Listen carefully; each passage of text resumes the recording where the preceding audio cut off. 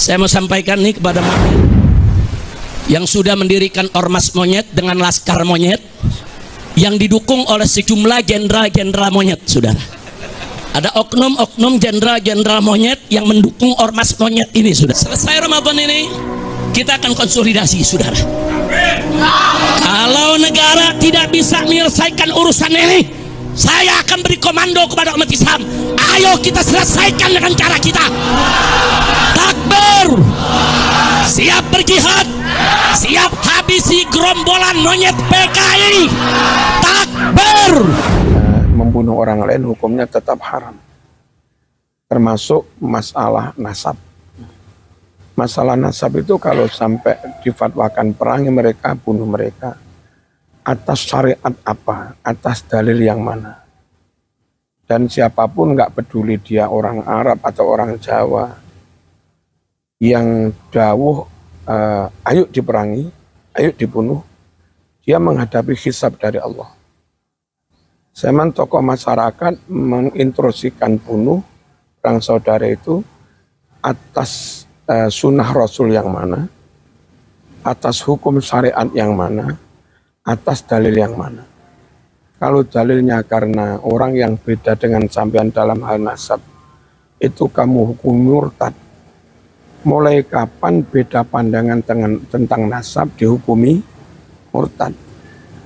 Terkecuali kalau fulan menjadi nasabnya Nabi, itu sudah qot'i, mujma' alaih, maklumun minatin bidororo. Saya mengingkari Fatimah anak Nabi, itu menentang ijma' dan bisa murtad. Saya menentang Sayyidina Hasan Husain sebagai cucu Nabi, itu menentang ijma', bisa murtad. Karena keberadaan beliau sebagai keturunan Nabi itu nyata, qot'i. Saya menentang Imam Ali Zainul Abidin, Imam Bakir, Imam Ja'far As-Shadiq sebagai keturunan Nabi, itu bisa murtad. Karena semua umat ini sepakat bahwa beliau-beliau memang keturunan Nabi sah. Tapi kalau zaman sekarang sudah berlaku 1446 tahun yang lalu, tanpa bukti buku nasab yang qot'i, tanpa bukti-bukti yang lain, semisal tes DNA yang qot'i, apalagi perilaku moralitasnya, akhlaknya, juga enggak sejalan dengan orang yang sepantasnya ngaku keturunan Nabi. Lalu orang lain jadi ragu, apakah orang itu benar keturunan Nabi. Nah, ketika umat itu mengatakan bukan keturunan Nabi, karena enggak ada kekot'ian, tentu yang beda dengan zaman enggak diarani murtad. Karena enggak menentang sesuatu yang mujma' alaih, maklum bidorurah qot'i. Kalau katanya ulama sudah ijma', ulama intern tertentu apa seluruh ulama? Intern keluarganya mungkin. Nah, kalau seluruh ulama, nyatanya Maroko beda. Okay. Nyatanya Suriah beda. Yaman sendiri beda. Nyatanya Yaman beda. Berarti kalau ada yang klaim ijma', itu klaim sepihak. Ijma' kayak apapun kalau sepihak namanya bukan ijma'. Subjektif. Subjektivitas. Enggak qot'i. Okay. Kalau enggak qot'i ya enggak bisa, yang enggak sama lalu disebut murtad, kafir, halal darahnya.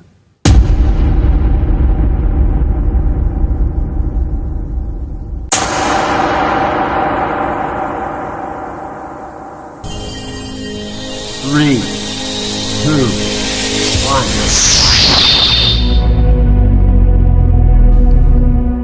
Langsung saja.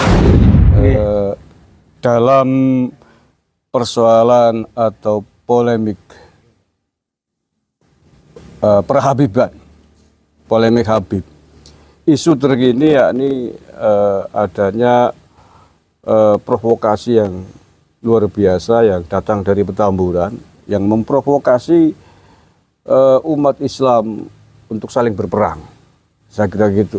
Ya, provokasinya kan Rizik Syihab itu akan siap mengobarkan perang kepada anak-anak bangsa yang dianggap berlawanan dengan dia dan kelompoknya. mengancam habis Lebaran akan melakukan atau mengobarkan perang agar siap-siap jamaahnya. Nah, tentu saja kan di kubu yang lain terpancing untuk melakukan perlawanan. Menurut Kiai Marzuki, provokasi seperti itu apakah bisa dibenarkan secara hukum? Ya, terima kasih. Pertama, saling membunuh antar sesama anak bangsa, apalagi sesama muslim, tentu hukumnya haram. Wa may yaqtul mu'minan muta'ammidan fajaza'uhu jahannamu khalidan fiha.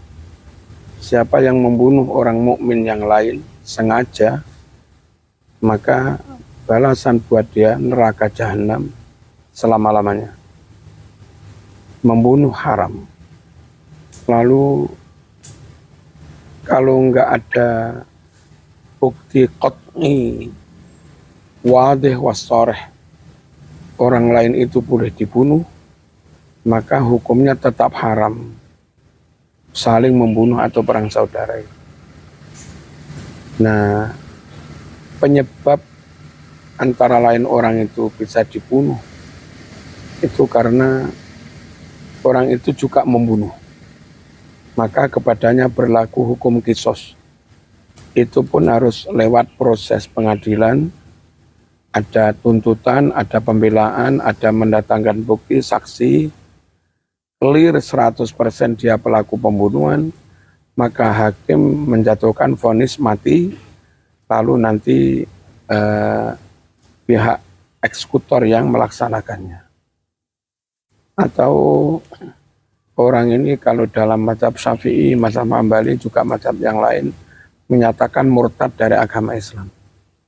Sudah diistitabah, sudah dibujuk supaya bertaubat, bla bla bla bla bla, sampai berkali-kali nggak balik masuk Islam. Maka setelah kira-kira waktu iddah habis, kalau perempuan 3 kali suci atau 3 bulan, pernikahan orang itu dibatalkan oleh pengadilan agama. Yang ketika salah satu suami atau istrinya murtad tadi.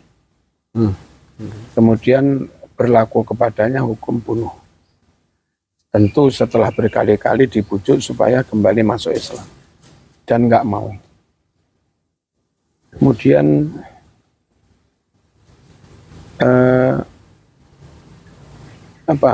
orang dibunuh karena orang itu melakukan perlawanan terhadap negara. Namanya buhut, Makar. makar. Pemerintah ini sah, negara ini sah. Kalau ada masalah bisa dimusyawarahkan. Tapi kadang kelompok tertentu mereka memang berambisi akan mengambil alih kekuasaan. Bukan nawa itu baik untuk menjaga persaudaraan keutuhan negara. Terus daripada musyawarah mereka milih jalur berontak. Nah, perang saudara jadinya. Orang atau kelompok kayak begini menurut Quran si pemerintahan yang sah juga diperintahkan, direkomendasikan untuk melawan mereka, memerangi mereka.